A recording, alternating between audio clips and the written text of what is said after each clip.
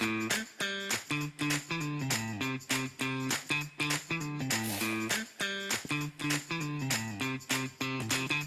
ladies and gentlemen, back to season 2 of the Profit Power Hour presented by Profit Coach.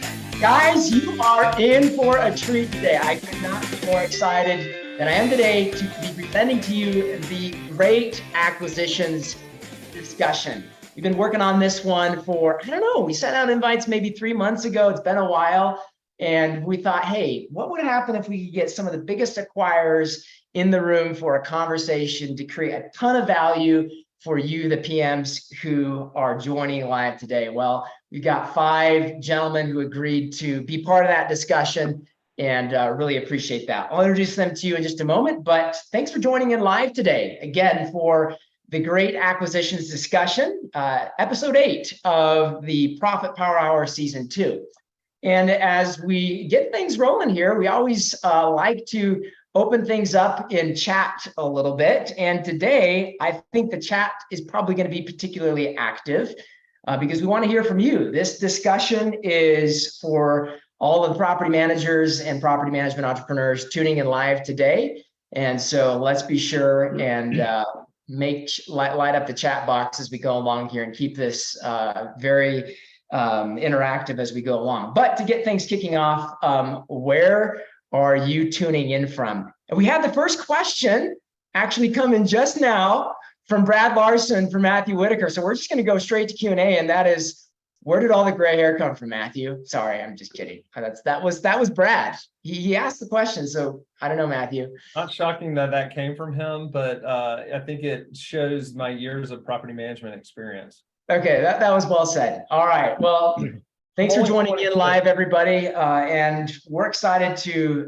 dive into a great discussion here today with Mike Catalano, co-founder at Pure, Chuck Hattemer, co-founder and CMO at Poplar, John Hirschfeld, founder and CEO at Home River Group, Charles Riska, president at Rome, and Matthew Whitaker, founder and CEO at Evernest. Gentlemen, thank you very much for jumping in here. And we are really looking forward to this discussion. And of course, me, Daniel Craig, author of the NARPM Accounting Standards, CEO here at Profit Coach. And we help property managers expand their entrepreneurial freedom by building highly profitable self-managing companies.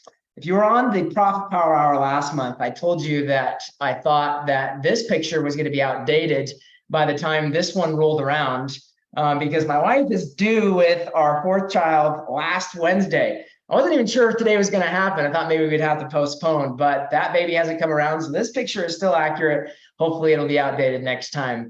But I love my kids and my wife, and those are the things that are probably most important some of the things that are most important to me in life.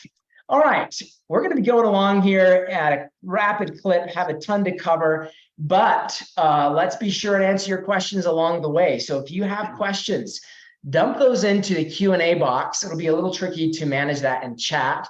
So make sure that you open up the Q&A box and we'll cover your questions as we go along for the great acquisitions discussion here. All right, a little context, and then we're going to dive in. You guys know that this series is about facilitating a transformation in mindset. And one of the mindsets that we want to help transform is how to actually build and what goes into building a highly sellable asset as a property management business. And specifically in this series, we want to help you go from financial fog to financial clarity, from gut-based decision-making to predictable forecasting, from mediocrity to benchmark success. And really in this session, we're trying to sort of put the last piece of the puzzle together here for you. As we've gone along this year, we've talked about many different levers for improving profitability, but for what purpose? Well, it's to build a valuable asset. And today we're going to hear from the buyers that are actually setting the market and defining the market in terms of what value looks like for businesses in the PM industry. So this is where the pieces of the puzzle fit together. Are you ready? Don't have the mics on, but let's get a little drum roll, maybe at least from the panelists today as we dive in. Here we go. A couple of last points of context as we set things up here. As we've discussed many times this year, a major shift has occurred in property management financial performance, and it's a positive shift. As we look at the game of profit, we've seen the profitability of this industry over the last several years go from 25% for the top 25% of performers all the way up to 32% as the average profitability of the top 25% of performers. And what that means is that there is a significant interest in this industry. It's a phenomenal place to do business, not just as a recurring revenue stream, as a recurring revenue business model, but in terms of the opportunity to build something that's highly profitable and highly sellable. And that's, I think, demonstrated by the level of acquisition fervor that we've seen over the last number of years. But I want to start with a few questions before we go to the panelists. And these are for some reflection for you as attendees here today. What if you had to exit your business by the end of the year? Would you get the greatest return possible? You know the answer to that question. And if you don't, then hopefully you will have a lot more clarity on that by the end of today. Number two, do buyers want to purchase what you have to sell? And then the last thing for you to consider as we dive in here is, what is the right kind of buyer for what you have to sell? Because here's what we've discovered is we've been part of coaching many clients and have had many conversations with people who are selling or acquiring businesses. We've discovered that aligning yourself with the right buyer can result in doubling your purchase price. I've literally seen it happen. And that's what we want to help you do today by hearing from some of the most important buyers on the market today. All right, we're going to dive in, and I'm going to launch a poll to get the conversation started here. And this poll is really to give our panelists some feedback in terms of what people are thinking on what people on this webinar are thinking in terms of exit strategy. So here are a few questions for you. What is your exit strategy? Number one, I don't really have one defined, just doing the next thing. Number two, I plan to sell eventually, but I don't have a timeline for that. I plan to sell eventually, and I do have a timeline or a defined plan. Fourth, I don't plan to sell, but I do have a succession, and I don't have a succession plan either. And then the last option, I don't plan to sell, and I do have a clear succession plan. So look forward to getting some feedback from the audience there. But let's go ahead and dive in with the panelists here. Mike, I'm going to start with you. Just give us a 90-second overview of your acquisition strategy at Pure and what makes Pure unique. Awesome. Well, hey, first off, thanks so much for having me. It's a pleasure to be on with this group of guys that I've been buying quite a few companies over the last 2 years. So it should be an interesting conversation.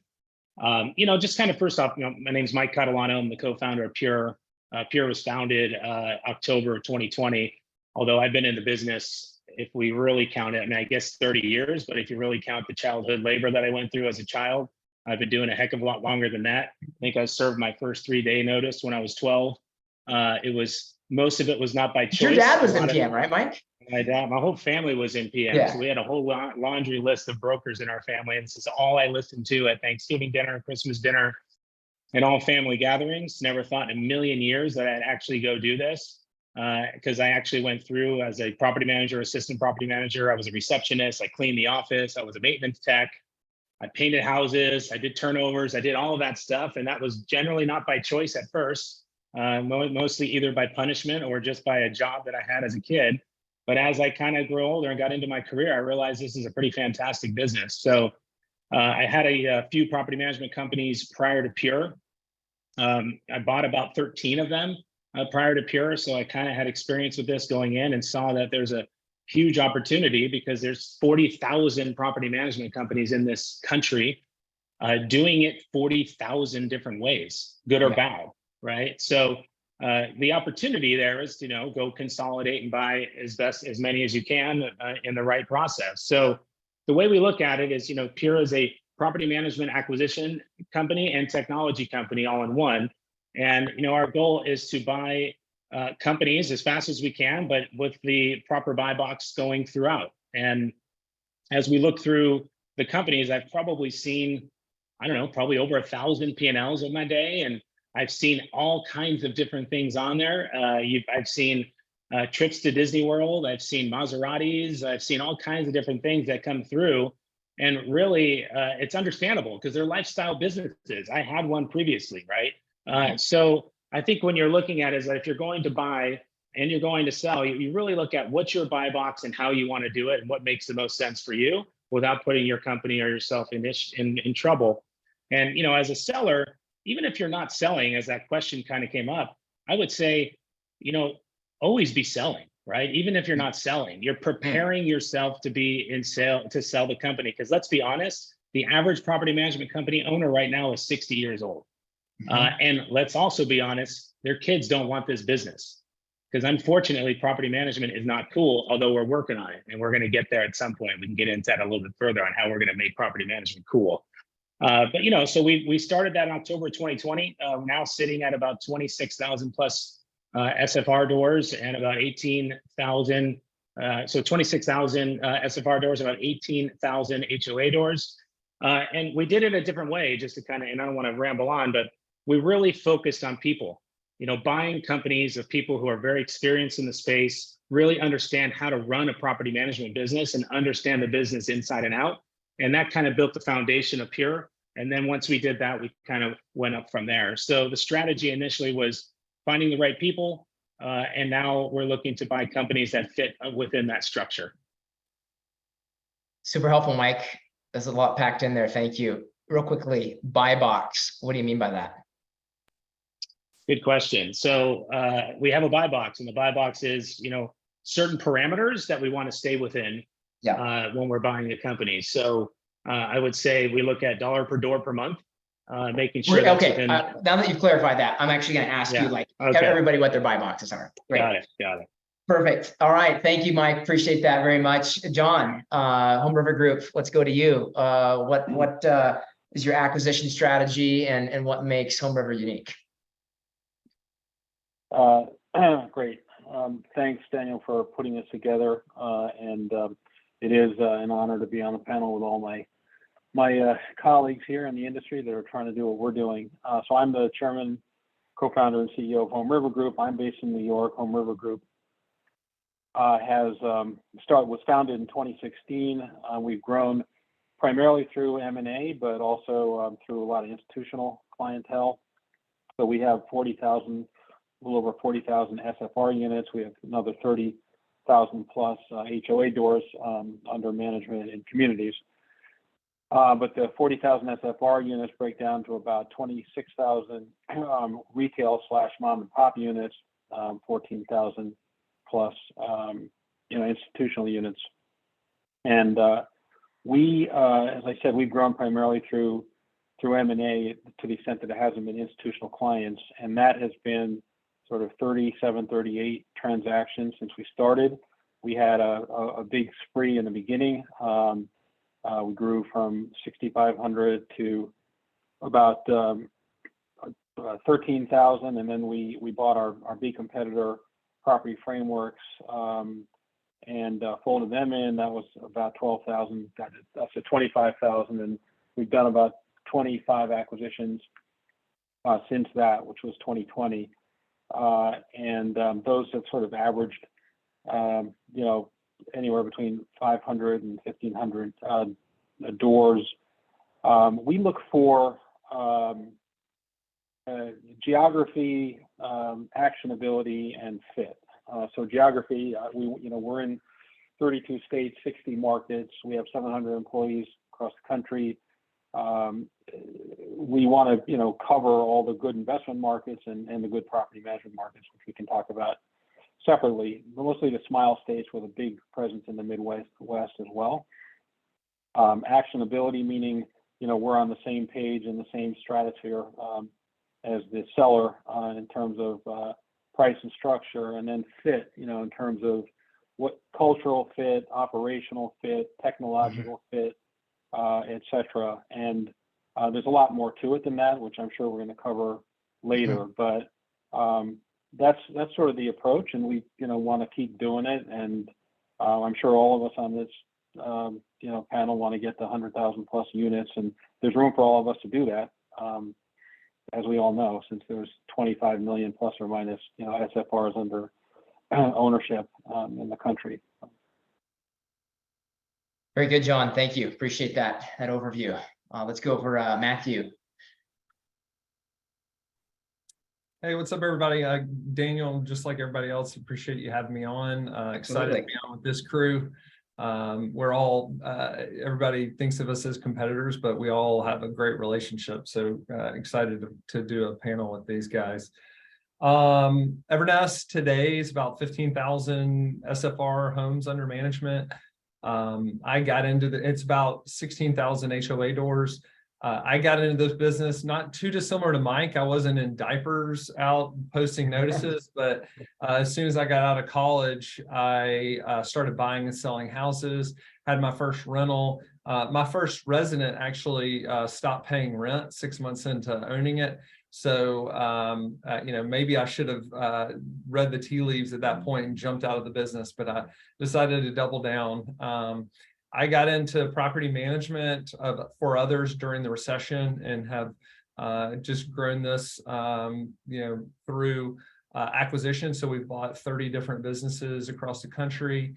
Today we're in 34 different markets in 19 states and have about 450 team members that work with Evernest. So when we think about buying businesses, we think about, we're really focused on people that want to get out of the business. So there's a lot of, there's a lot of different strategies, whether you're selling or you're buying. And our big focus is on people that are, obviously retirement is a great example of that. They're retiring, like Mike said, the kids don't want to inherit the business and they need some sort of liquidity event. The other one is somebody that's going to get out of the business. Maybe they got into this because they were a real estate broker or they were a house flipper like me, and they decided this business wasn't for them and they just want to completely get out of it because it's become somewhat of a ball and chain. And so that's another example of somebody that would sell their business to us. We're focused also on the Smile States. So I'm located in Alabama. And so we have a pretty decent sized Southeastern footprint, Southwest, again, growing across the Midwest. So that's kind of how we think about buying businesses and where we're focused on growing. That's great. Matthew, I would have never guessed you're from Alabama. All right. Thank you for that overview. Much appreciated. Charles, with Rome. Yeah, I love the Smile States comment, Matt. I think that's fantastic. I actually met Matthew in, I think, 2009 or 10 at a NARPM event. And at the first NARPM event I ever went to. Yeah, it was fun, and a lot of respect for the group on this call. So thanks for having us, Daniel and Profit Coach, and setting this up. So Rome is a little different, and I'll try to be really quick and summarize. We are the rental management company arm of Associa, which many people know Associa, which is the largest HOA management company in the country. But we are a privately held family company, and that's important to us, and that's in our DNA. And so when we look at potential acquisitions, we are growing through acquisition as well. Also a heavy organic growth with the referring sources we have just in our own house. But when we look for acquisitions, we look for companies, and we'll talk more to this today, who map to our pillar performances, our core pillars, right? Strong employee morale with a family culture, of course, ideally. We have folks focused on customer retention, growing the business, and then finally on profitability. So wherever you are in the journey as a seller or potential seller, whether you're looking to retire or you're looking 2 to 5 years out, we can be a solution for you in those ways. We manage just now, we're approaching 30,000 doors here in the next couple of months. We'll cross that path. We're in Canada, all across North America, from California to New Jersey, Florida, and down to Hawaii. Soon to be in Mexico, trying to learn a little bit of Spanish, and having a good time doing it. That's great. Mexico. That's cool, man. And I heard you're putting out fires in Maui too. So thanks for the service there. All right. Thanks, Charles. Appreciate that. And we'll wrap it up here with Chuck at Poplar. Take it away, Chuck. Thanks, Daniel. And thanks to everyone else who's in the room. I am probably, the least gray hair on my beard, but we've been in the industry. I'm Chuck Hattemer, co-founder of Poplar. Been in the industry since 2014. We started Poplar Homes as undergraduates in college out in the Bay Area at Santa Clara University, and just kind of got into it, solving a personal problem of trying to rent off-campus housing. And to those of you who manage off-campus housing, you know how crazy that can get. We ended up, first approaching the business from a technology perspective, building a platform for leasing off-campus single-family rentals, and leased about 90% of the inventory around the school.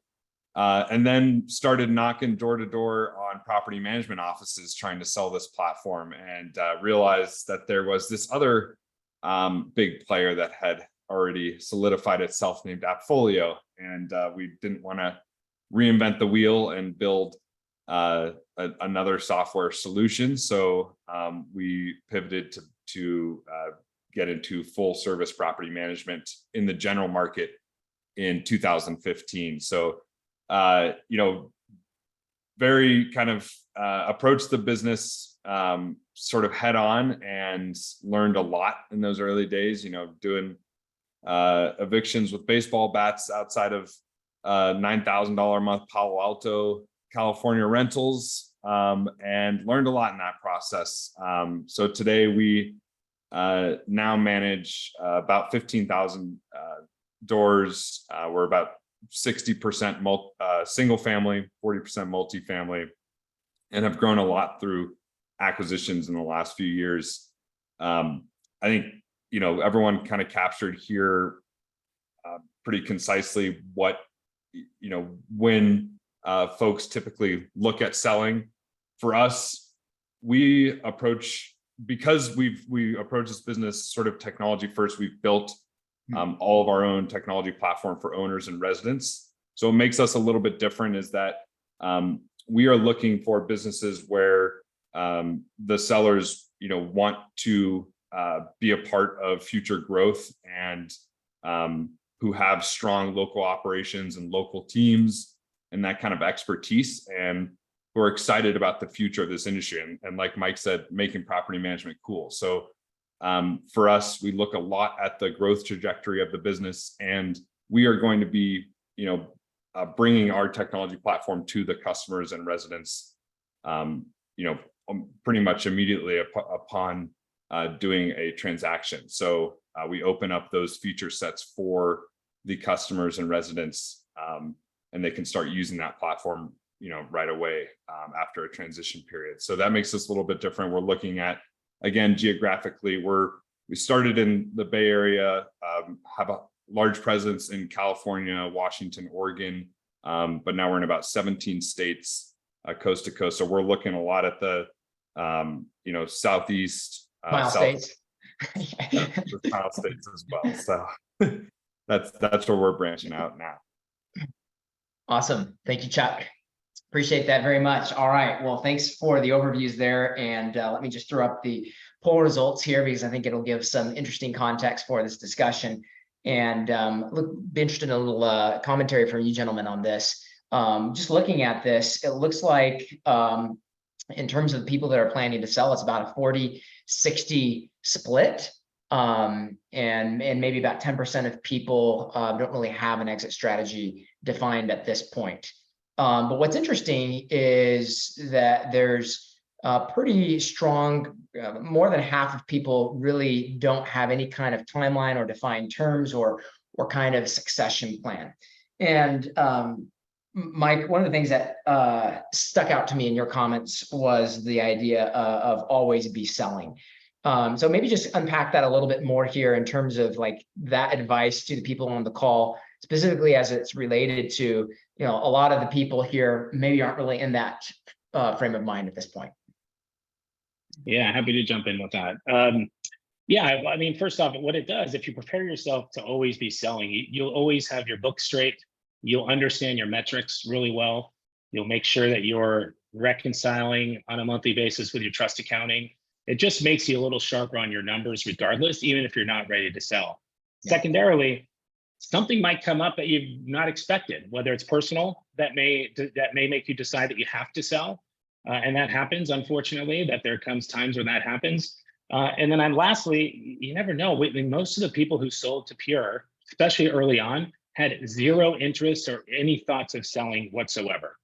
And because of how we're looking at the market and, you know, looking at how this industry has been running for so many years, you know, they bought into the kind of strategy and idea of what we're trying to do, not just on, you know, managing a property one way nationally, but secondarily having a technology platform that will actually help us manage the property better, as well as help manage the property for the client, where they're more excited about what they get to see on a daily basis and understand how their property is performing. So the point is just be ready with all your numbers. You know your numbers, be ready for it at any time. Make sure you have the right structure in place. Make sure you are very clear on the roles internally of who's doing what, because a lot of times with smaller companies, and like I said, I was one for quite some time, is the roles aren't defined and kind of everyone's kind of doing everything sometimes. So I would say get your roles defined, get your numbers square, and understand your metrics really well. And that way, if something does come up, you're prepared at any time. That's super helpful, Mike. I appreciate that. Charles, just have you jump in on this. One of the things that I think came up in your comments was the whole idea of, you know, family culture, legacy. And one of the things that we've talked a little bit about in the past, just you and I, is just the whole idea of succession with a leadership team. And a couple of comments have been made so far in terms of, hey, you know, a lot of people that are in this industry are in their 60s, don't necessarily want to sell to their kids. But you've talked a little bit about other ways of succession, and that's interesting because it's actually like a value add for you guys at Rome in terms of seeing a well-functioning leadership team. Can you unpack that a little bit? Absolutely, thank you. And we didn't talk a whole lot about this when I made my introduction, but we'll talk a little bit about this further too in terms of EBITDA versus like a revenue. But we do an EBITDA we pay based on profit, and we do stock purchases, right? And so our goal in doing an acquisition is not to, and I recognize the greatness of everyone on this, of the other panelists. And what I think is wonderful, and I'm going to get to your question about all these panelists, are all the different strategies that are in place that are unique, that fit people differently, which is, I don't think, seen before yet in our industry to the extent we are now. But we buy a company, and our intent is to keep that legacy living, right? To not rebrand it, to buy great companies that are profitable with wonderful teams, and then keep it going and infuse them with resources to continue successfully. Now, some of those 60-year-olds or older or younger, right, have the plan that they want to be out right away, right? And for us, it's critical to the succession of the business that they stay on for a defined period of time, not too long, depending on the deal type, the deal structure, but minimum of a year, depending on the deal structure, to help build, backfill good leadership and solid leadership if they don't currently have one in place. Other times we have employees or sellers who say they want to be done after that period, and they're still here 20 years later with Associa. So it runs the gamut, but we do put a heavy focus, of course, on that team specifically because of the tenure that folks have in this business, and they're ready sometimes just to be done. But we have to have that focus on the leaders. That's great. And I think, one of the things that I think is valuable, especially for the people listening on the call today, is that strategy provides a lot of optionality. Again, the point of this call is like, who's the right buyer for my strategy? Well, one strategy is build a highly profitable self-managing company. And that gives you the optionality around people that are going to, have the flexibility to maintain the company in the long term and juice the profits, or potentially sell to a buyer who's going to put a particular value on that self-managing aspect of your company. So appreciate that, Charles. Matthew, I just want to see, we're going to talk a little bit about revenue versus EBITDA multipliers here, but do you have any commentary on this poll here before I shut it off? I'm just kind of curious to see your take on anything here in terms of what this makes you think. Yeah, I'm kind of surprised there's not more people that think about exiting. Property management's a really tough business.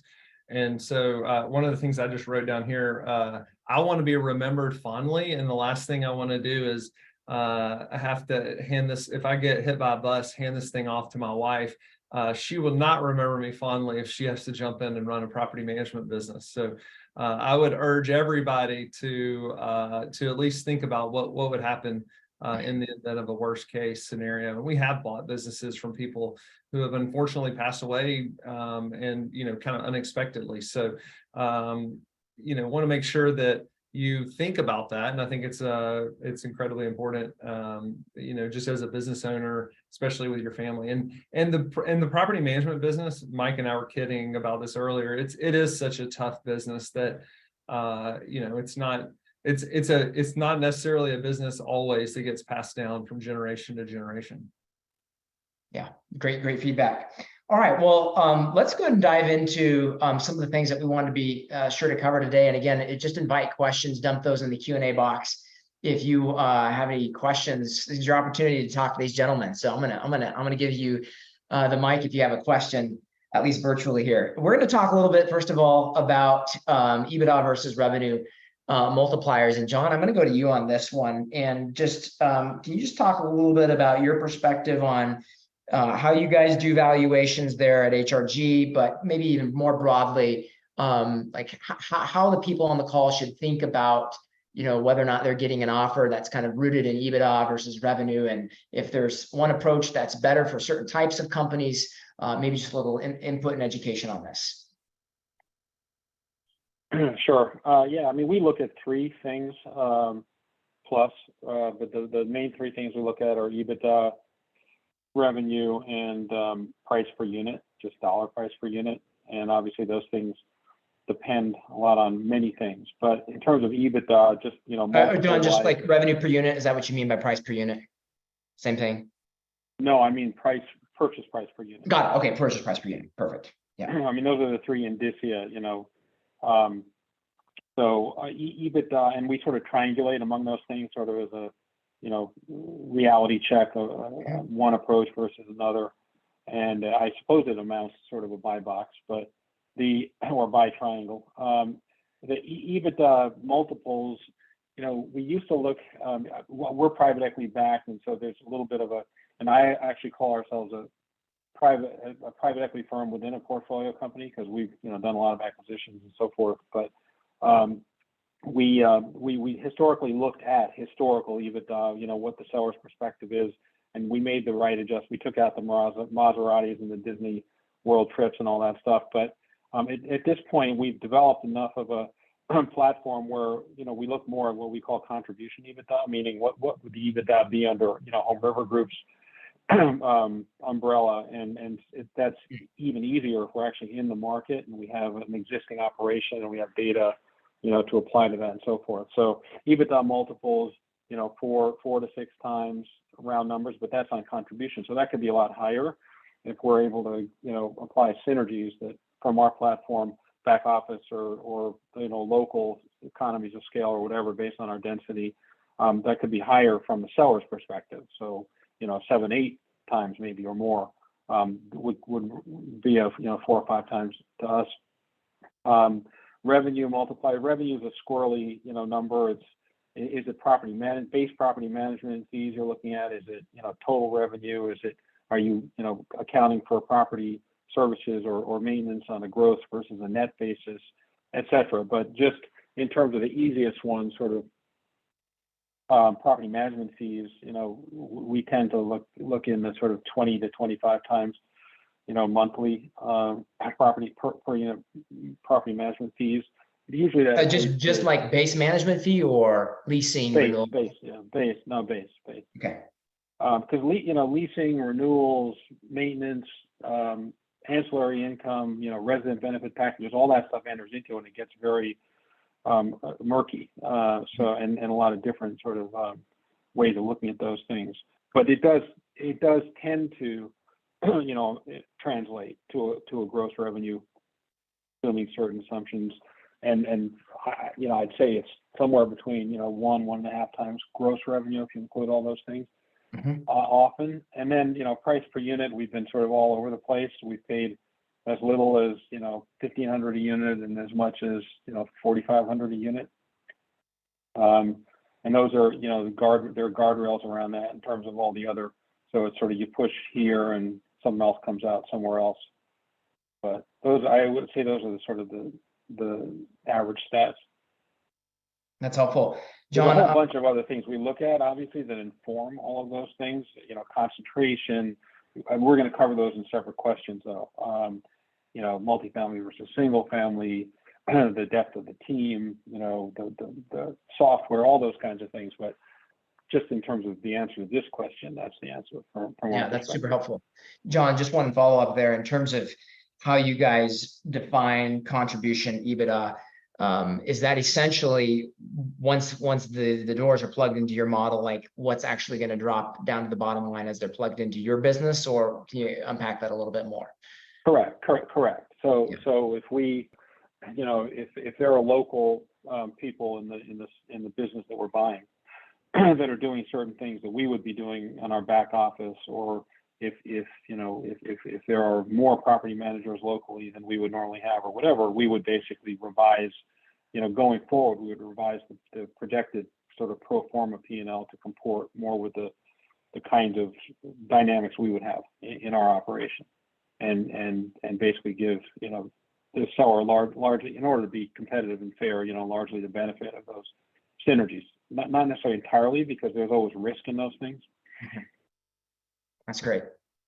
Super helpful. And I'm going to give everybody an opportunity to throw out any ranges that they'd like to contribute here. But Chuck, I want to go to you. Anything you want to add to that first question, just in terms of how you guys think about EBITDA versus revenue multipliers and input that you would have for attendees. And then also tied to that, if I don't know if you guys make this distinction, but just would be interested to hear any thoughts that you have in terms of different types of acquisitions, like a portfolio acquisition more oriented or just around buying the contracts versus a platform acquisition more oriented around buying the business as a functioning unit holistically, and how you guys think about that. Yeah, sure. Yeah. So, at Poplar, we have done a mix of both types of acquisitions, both, equity and asset purchases. We're primarily focused on the asset type purchase acquisition at this point. Asset is a pretty broad term. It doesn't just mean the property management contracts. It could also be employees, it could be technology, it could be branding, all those different elements. When it comes to sort of the question around EBITDA versus revenue, we're primarily using EBITDA multiples.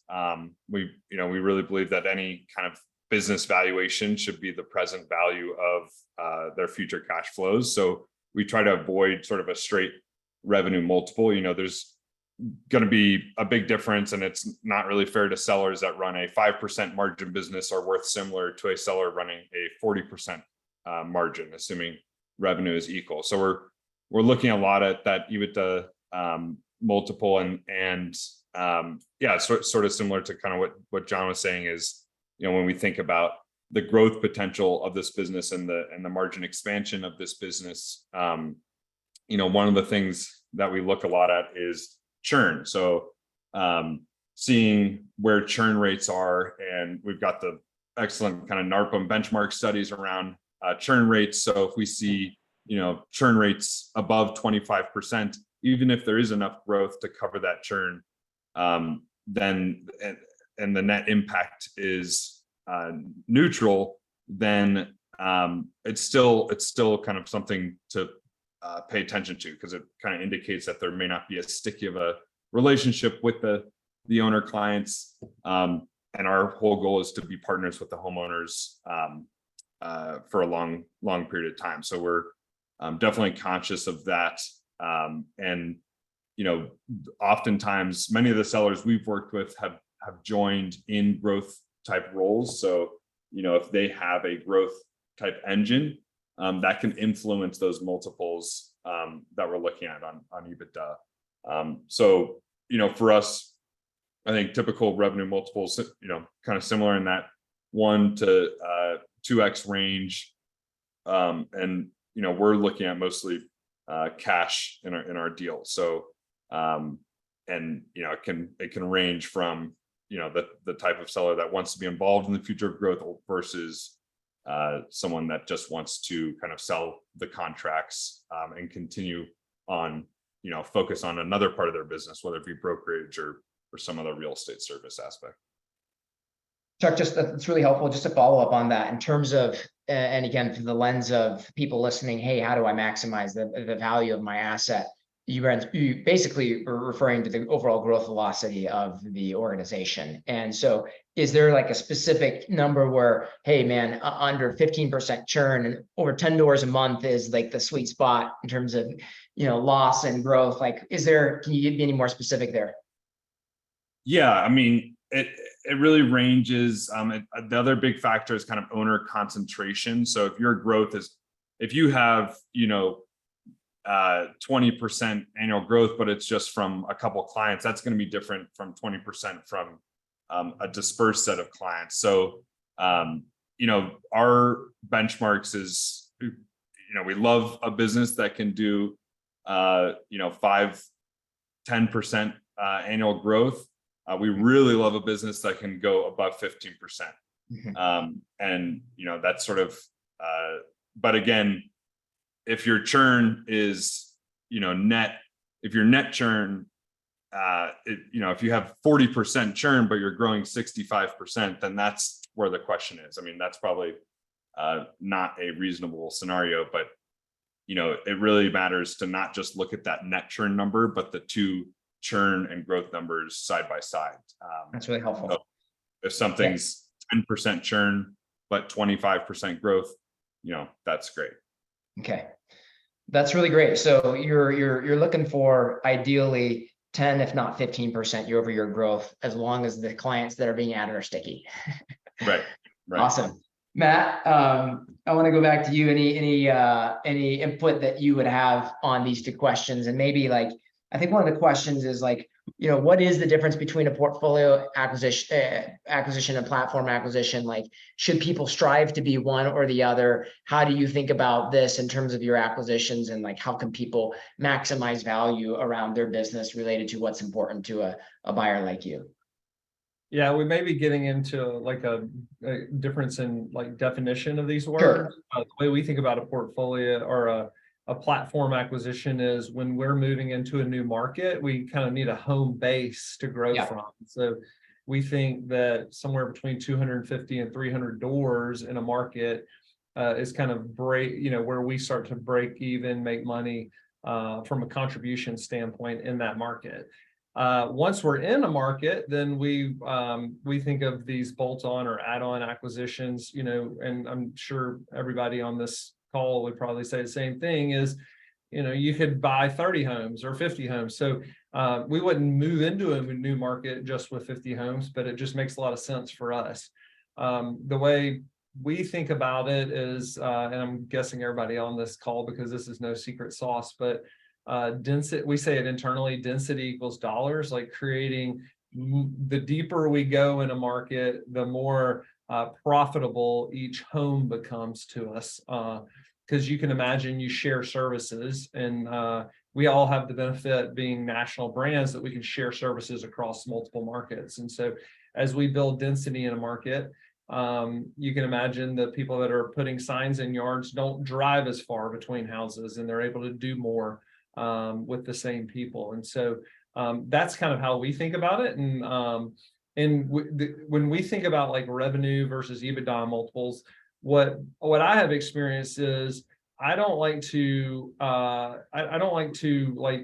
think of argue with a seller over what their EBITDA is. And so we've been taking more of an approach around the revenue side, and similar to what John mentioned, we just basically say, if we were running this business today, what would the EBITDA look like? And so we just look at the recurring and reoccurring fees, and decide if Evernest is running that business, what does that look like to us? And so, so we'll think about it more on a revenue multiple. Now, people may say, well, what are you paying from a revenue standpoint? And some of those numbers are quoted out there, you know, the 1 to 2 times revenue. But a lot of that depends on like strategic importance for us, what type of density it creates for us. You know, there's all these kind of intangibles that a seller can't do that for us mean things, right? If I have a market that already has 1,500 homes, the incremental doors, you know, taking that market from 15 to 1,800 homes is way more profitable to me. So I may be way more aggressive on my sales price than if it was my first 300 going into a market. That's really helpful. I don't want to like put too much into what you just said here, Matthew, but as what I'm hearing, like the way that the business is currently run isn't as significant to you because you're pretty much just going to swap things out to the way you guys do operations. Yeah, great question. So we integrate like day one, and you know, which is you know, probably the opposite of what Charles does. Like our Charles you know, allows family businesses to continue to run. Our strategy is everybody's running the same playbook. We are developing technology. Everybody's going to be running their you know, running their systems and processes in days out of our technology. And so that way all markets are running very similarly. Great. Love the diversity here. Charles, love to hear any thoughts you have on these points here. Yeah, John and Matt have said some great things, and I appreciate how they approach this. I want to talk just very simply to portfolio, or what I would call an asset purchase in just regular business terms, and then a stock purchase, right? So I've said before, we are a stock purchase, but when we ask what the difference is, there are pros and cons to both, and that's the greatness of this panel, is because you see the diversity. You use that word diversity, Daniel. So with an asset purchase, right, you're buying the contracts primarily is what those assets are. And so there's an assignment that you have to go through to assign them from your corporation to the buyer. And of course, if you don't have an assignability clause in there, then there's a big burden on you as a seller to get client approval to do those things and potentially even rewrite contracts. That could also apply to employment agreements under an asset purchase. You know, then the seller may need to plan on liquidating depending on what their exit strategy really is. And I really appreciated the fact that always be selling, always be ready to position your company to sell if there's an event, right? But they might have other assets that they have to liquidate and wind down. So there are things and considerations there. Regarding tax advantages, right? If it could be taxed as ordinary income, which, as we know, is quite high. This is a lifestyle business, and we've all seen the P&Ls of what our folks have been earning. And depending on how you set up the organization, take example of C Corporation, when you liquidate those assets and sell the assets, the corporation is going to pay a tax on the asset. And then as you transfer that money to yourself, you're going to pay another tax. So engage a CPA, engage the professionals to look at you. I do think there are really good reasons to actually do an asset purchase. Depending on profitability, it might be the best way to maximize your ultimate payout. In the end, it's important to weigh all the pros and cons and seek professionals to help you understand the tax implications and get the deal done. Versus a stock purchase, which for me and for generally everyone, it seems to be a lot simpler depending on the goals of the seller, the goals of the sellers that have sold to us. It's the simplest path forward for us. There's no contract assignments. We try to mitigate as much change as possible so that we don't have any employee attrition or client attrition. That's not necessarily tied to the stock purchase, but Matt said we have a dichotomy of strategies here, right? So, and then of course, in the stock purchase, there's usually a capital gains tax that's paid instead of ordinary income. So again, the advisors, talk to your advisors, have them look at your business holistically. And that would be my advice on this question. That's great. Appreciate that, Charles. Mike, anything you want to add on these two? Yeah, I think we hit it pretty strong. I would just kind of say we're generally asset purchasers, and there's a couple reasons behind that. First and foremost, we give an opportunity for sellers to roll any amount of money into the limited partnership of the investment of our firm. We always kind of say that, and I've said this forever, all the years I've been looking at this.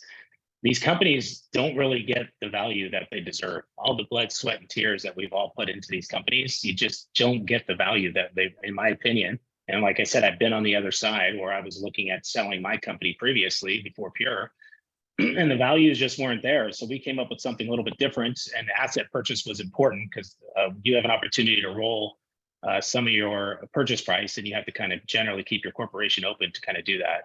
And that opportunity kind of allows you to get that multiplier, the tech multiplier on your company that you wouldn't get otherwise. And people have loved that aspect of it. But, as far as the portfolio versus platform, we kind of look at it as roll up versus foundational. And like Matthew kind of said, the foundational is a company that is in a market that we're not in. And we usually look at a company like that that's a little bit larger, usually somewhere between 500 and 1,000 doors. And we kind of look at that more as a platform or a foundational. And the roll up is one that we're in a market already, and we can kind of bring the company in and, see the people and bring those people over as well. Mike, can you articulate like any kind of percentage bump in terms of value once you cross that $500 door mark? Like, 20% or 50% increase, like just something. Yeah, I can't do it on a dollar basis because it's different across the country, depending on where you are and what your dollar per door is, and what your revenue is, what your EBITDA margins are. Because we look at EBITDA more of a kind of like a 30-day adjusted EBITDA, taking out all the what I coined as run throughs that we used to have in our company as private owners or S corps. But I would say it depends on how strongly we want to be in a market. If we want to get into a market that we're not in, that multiplier goes up, that EBITDA multiplier goes up, the revenue multiplier goes up. And when you get up to 1,000 doors, the ability to roll that up into one, our goal is to buy tens of thousands of doors a year. So if you're able to get 1,000 doors in one shot, generally we're going to feel like you're going to get an opportunity to get a little bit higher multiplier on top of that. Secondarily, I think also an important aspect of it is, what revenue streams have you implemented? What revenue streams can we implement? What your market rent is, and what you're sitting there, and whether or not we need to move those up, or if they're at a good position. And then lastly, if you have multiple offices, whether multiple states or multiple offices within a state, sometimes that just gets a little opportunity to get more reach, which is actually maybe add another, maybe 10 to 15 or 20% on top of the price. That's really great. All right, well, we got some questions starting to roll in here. Before we do that, I just want to mention that if some of you on the call are like, hey, I need some help getting some clarity on what it is that I'm going to be able to do in my company to maximize my assets value. What is my assets value today per some of these different calculations, EBITDA versus revenue?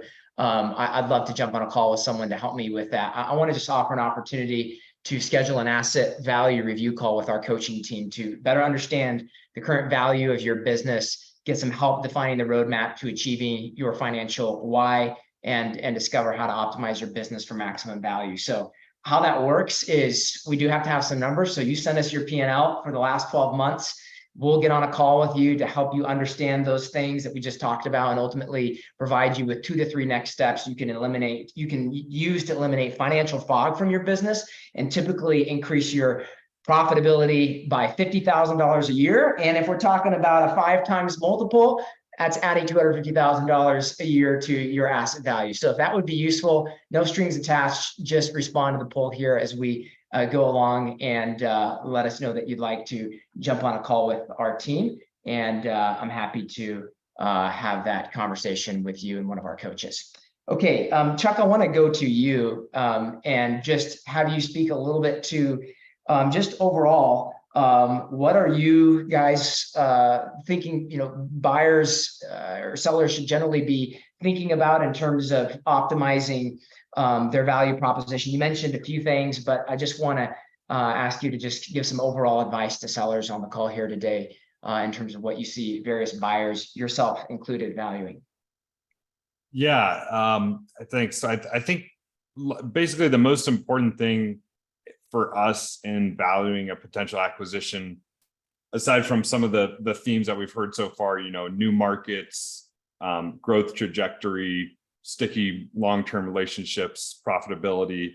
At the end of the day, it's all about, will we be able to provide an equal or better service to the homeowner and tenant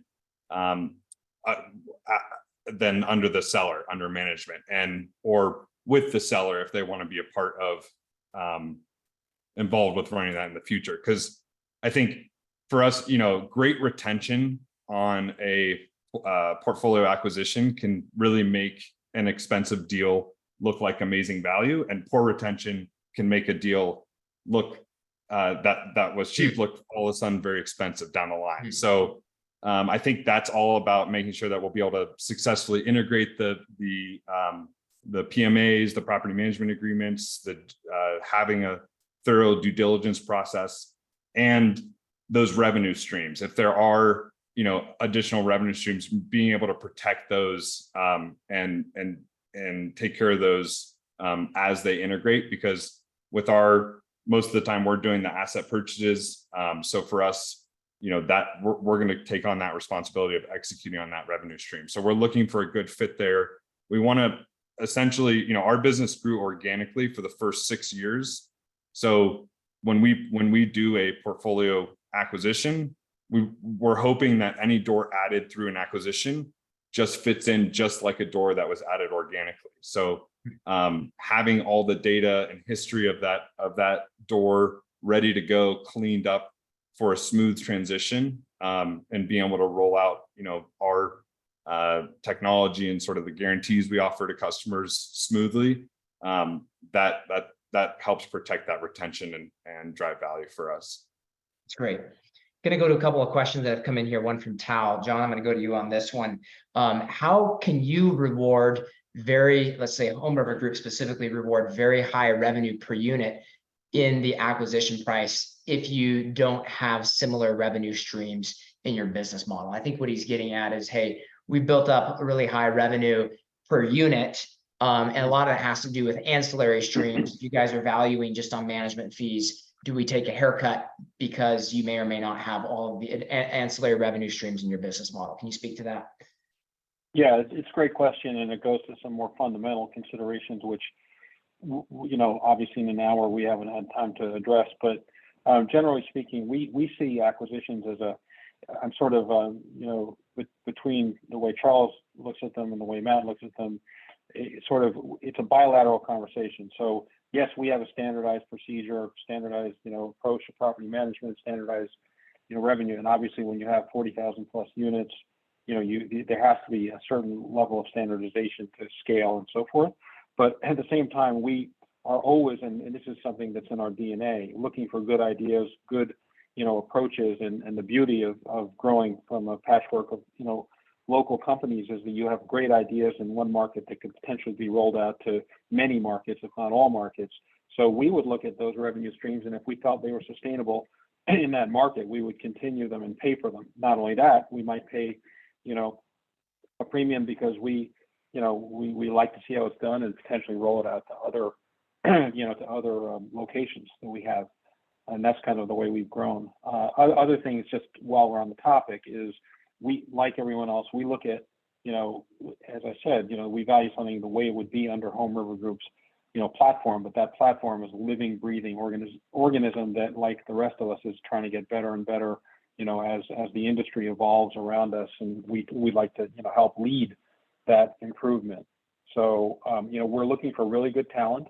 We're very flexible. I would say one thing distinguishes us is, flexibility in terms of how we view, teams, whether the team is going to stay, whether the selling principle is going to stay, could be a platform, could be a portfolio, which I sort of define the same way Matt does.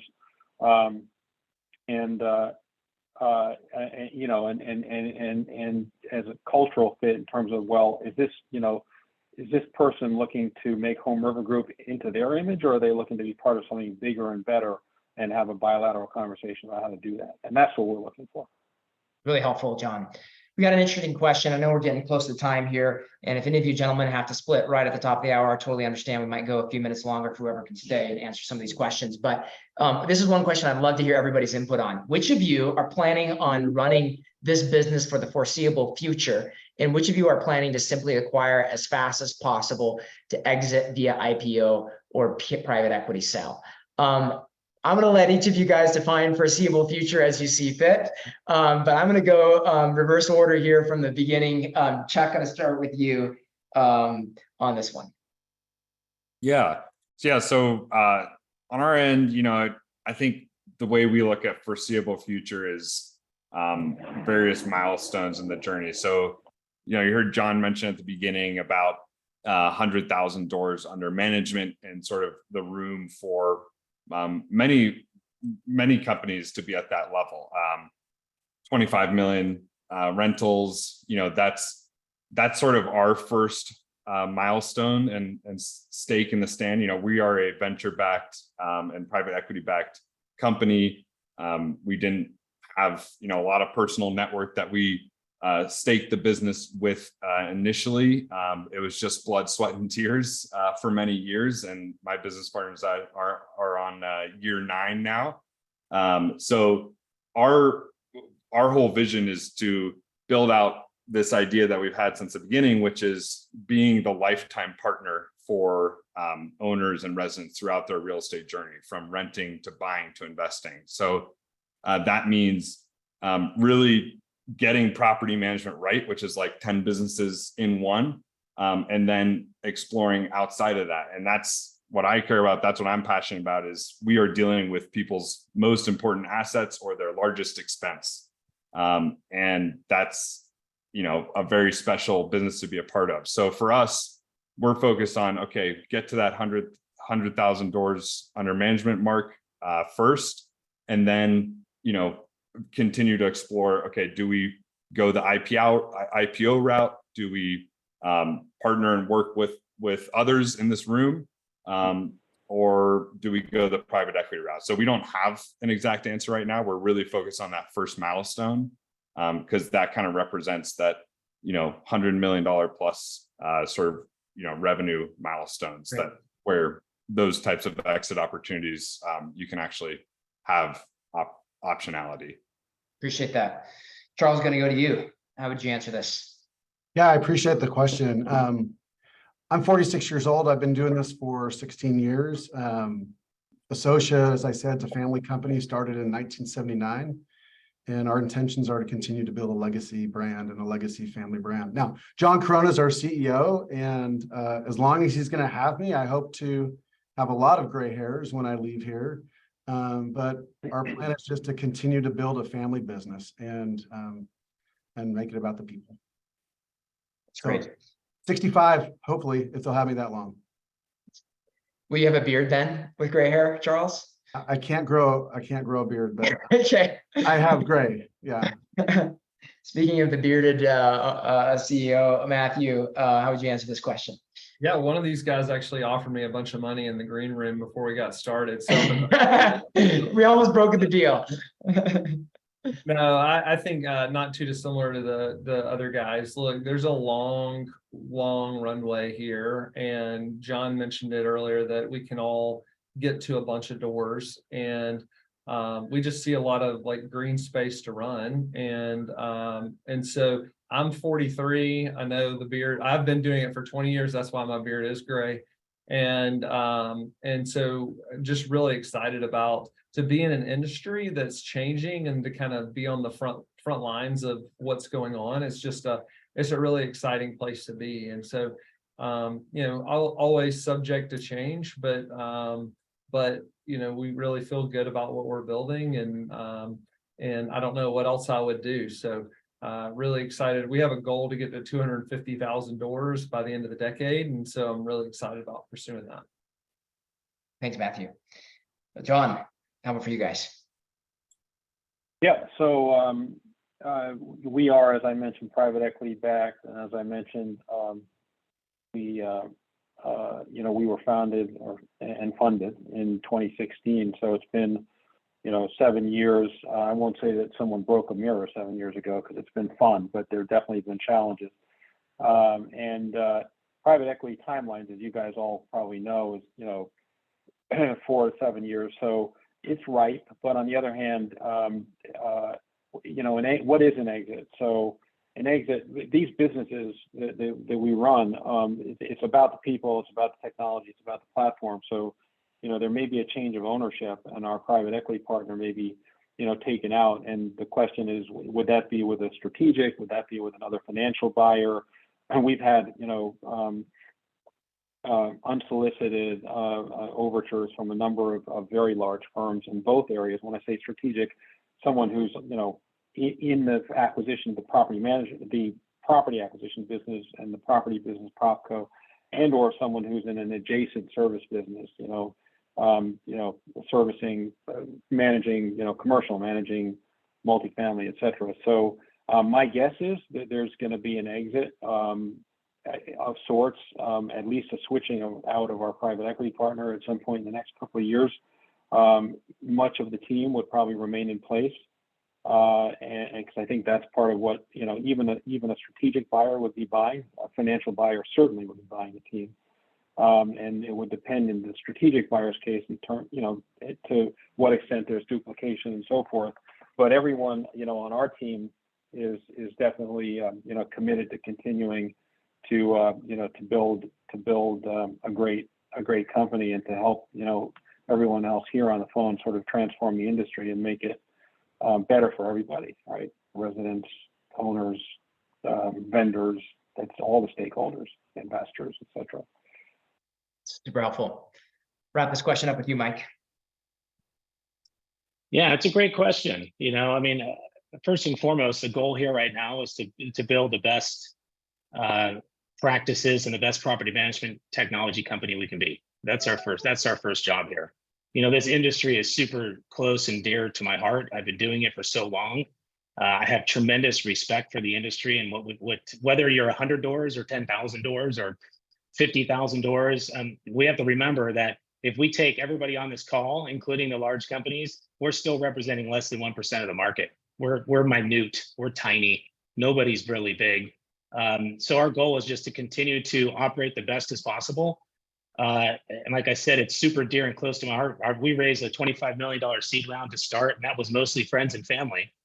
And so we have to make sure we take good care of our investors at some point, for sure. And, we give our employees an opportunity to have ownership in this company. Every single W-2 employee is part of our restricted share units. And that's different than a stock option, right? A restricted share unit, after it vests, that's yours to keep forever. A stock option you have to purchase. So we wanted to make sure we take care of the people that come on board, take care of the people that are doing the grunt work on a day-to-day, because I've been there and it's hard.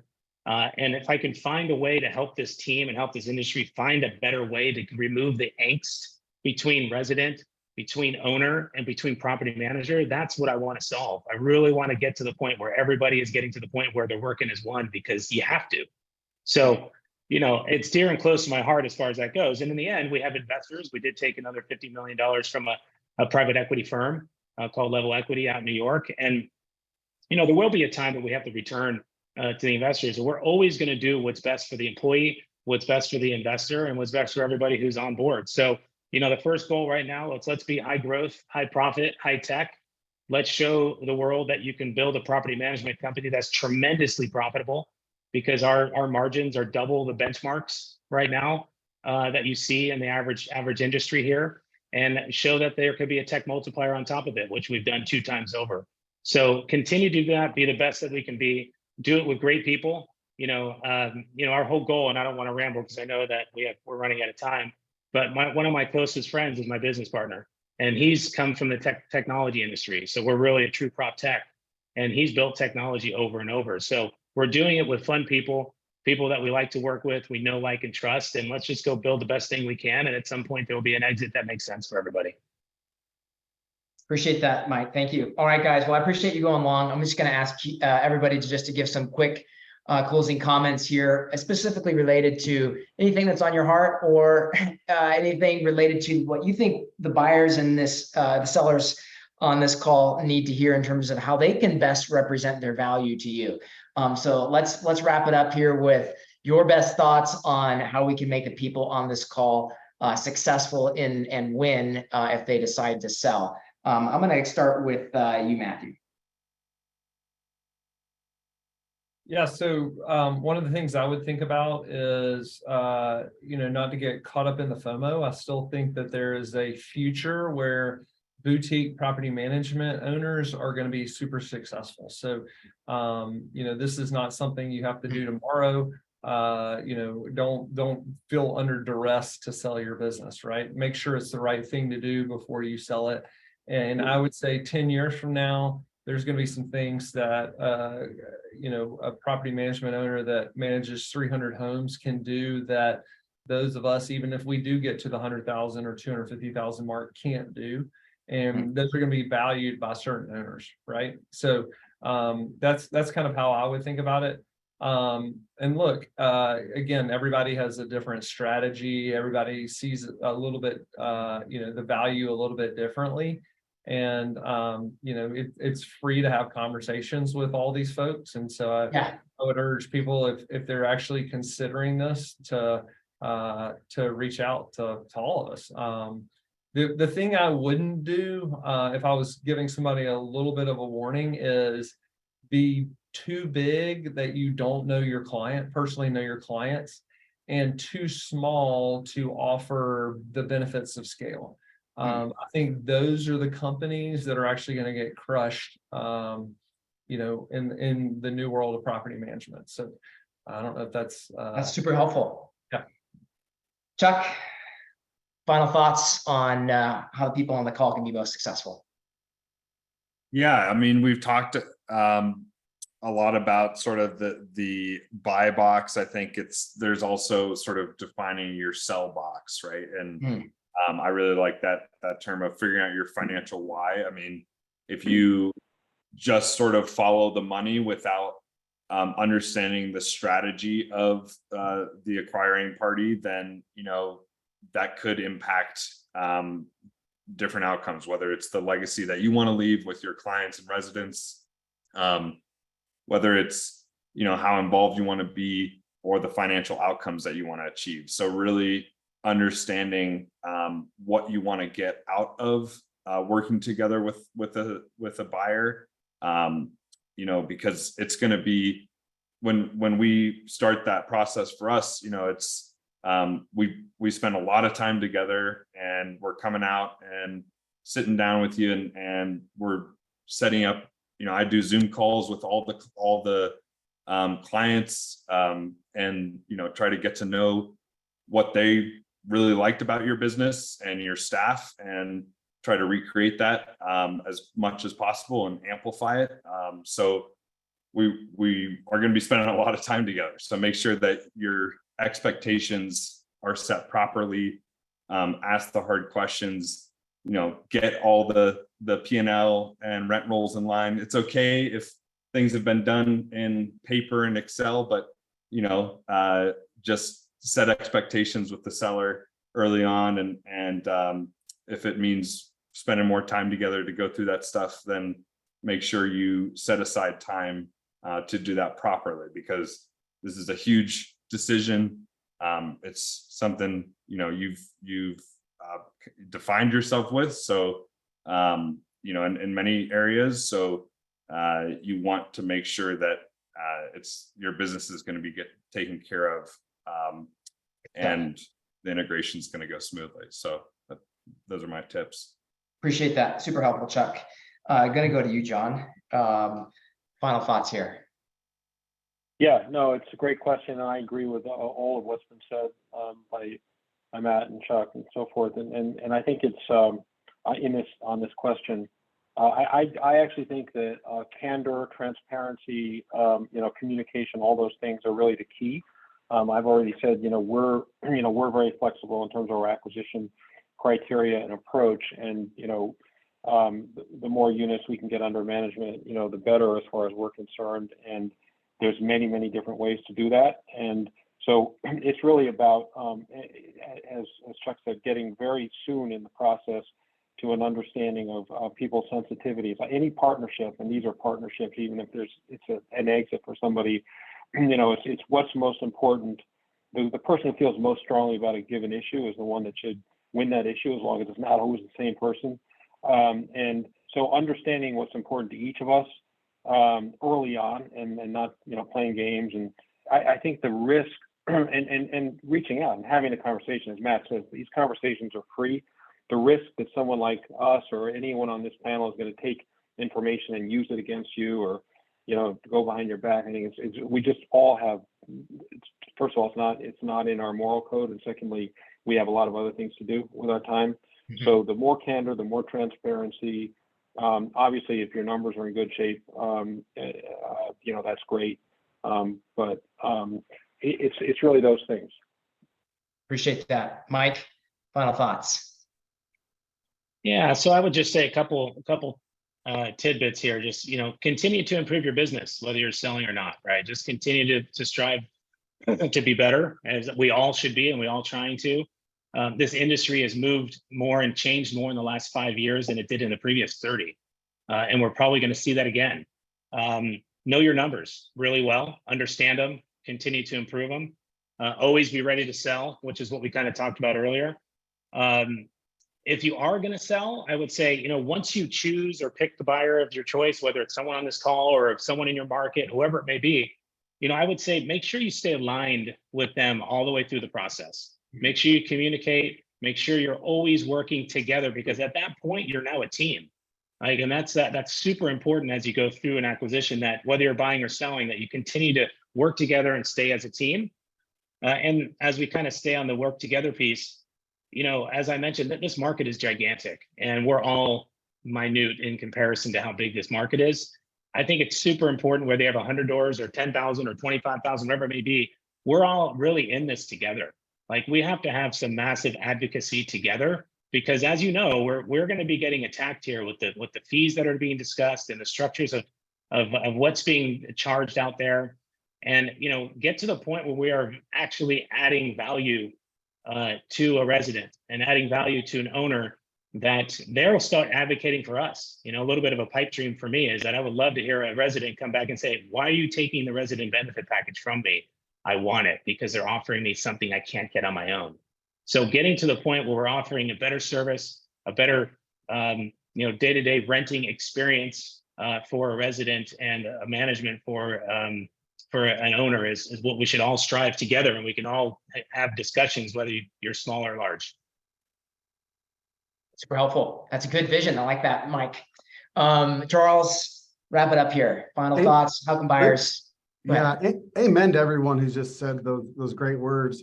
Matt and I were talking quite some time ago, and he's like, Charlie, we're in the second inning of a 15-inning, extended inning game, right? And so the FOMO comment that he just made, I love hearing Matthew Whitaker be consistent with his message, and that is true. There's not a rush, right? There's not a rush. Now, there might be a rush for some of the folks on the panel here, but there's not a rush. I love what Mike said about always being ready to sell. I think that, not to plug PM Profit Coach too much, but I think you guys have done a great job of getting those NARPM standards out there. And I think that's a good starting place for everybody, if they're not on a good standard, accounting standards, so that those numbers are ready in the moment it's needed, even if you're not planning right now.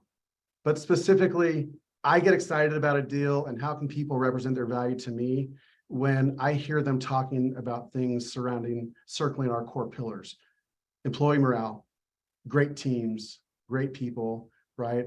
When I hear client health, growing business, and of course the numbers matter. They come down to the numbers, but I feel the numbers are representative of those first things, right? And so, listen, technology is constantly evolving, whether we're doing it ourselves or whether third-party developers are developing technology. But in the end, this is a people business, and it's relying on great people. So our true value proposition, in my opinion, is our people. And so that's the difference that matters. I'd like to see greater focus on the teams, on the individuals inside your organizations as we have a conversation. Of course, we're going to talk about numbers, but for me, that's the one thing that stands apart. Gentlemen, I really appreciate you guys going long here today. Wanted to give everybody a chance to speak and share a variety of different perspectives. So thanks for going long. Here's one for the history books, folks. Find the right buyer for you. Align yourself, define your financial why, align yourself with a buyer who values what you value, and it can result in significant increases in the purchase price and also on cultural alignment for your organization. So thank you guys very much. Next month, State of Small Business Update with Greg Crabtree, how to make labor pricing and M&A decisions in light of the current economy, Wednesday, September 27th at 1 p.m., episode 9 of the 2023 Profit Power Hour. Folks, thank you so much for joining today, panelists. Hey, Matthew, Craig, good Mike, luck with your Chuck, baby. John, Charles, thanks to each of you. I really, really appreciate it. Thank you so much, everybody. Good luck Really with, good appreciate luck it. with your Thanks so baby. much. Craig. Yeah, good Thanks, luck. everyone. Absolutely. Take care.